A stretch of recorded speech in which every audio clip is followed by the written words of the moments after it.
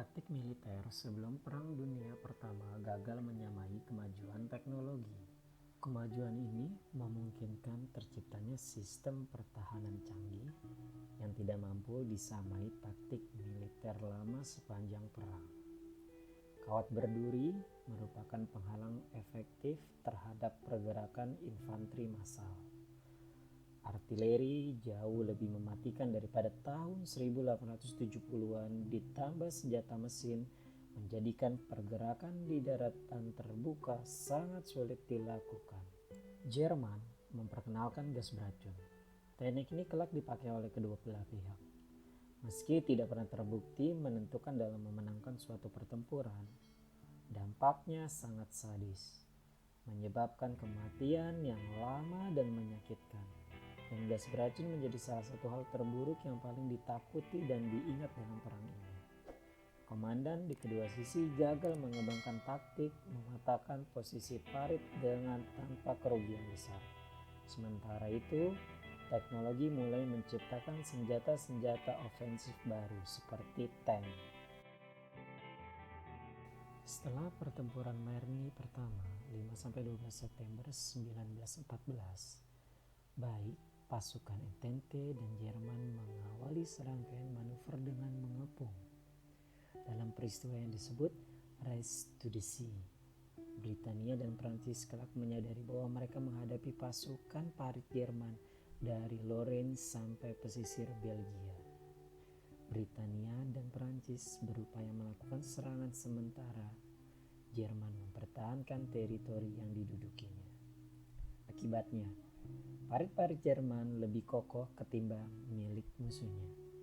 Parit Inggris, Prancis hanya bersifat sementara sebelum pasukan mereka mematahkan pertahanan Jerman. Kedua sisi mencoba memecah kebuntuan menggunakan kemajuan ilmu pengetahuan dan teknologi.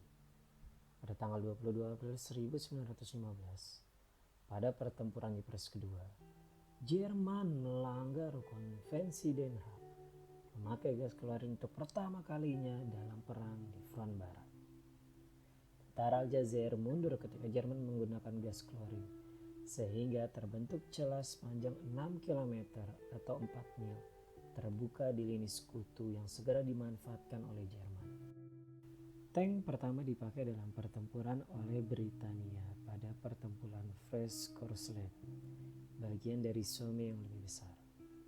Pada tanggal 15 September 1916, dengan sedikit keberhasilannya, Perancis memperkenalkan meriam putar Renault FT pada akhir 1917. Jerman memanfaatkan tank-tank sekutu yang ditangkap dan sejumlah kecil tank mereka sendiri dalam perlawanan perang parit ini. Pada tahun 1916 sampai 1917, kelanjutan peperangan parit.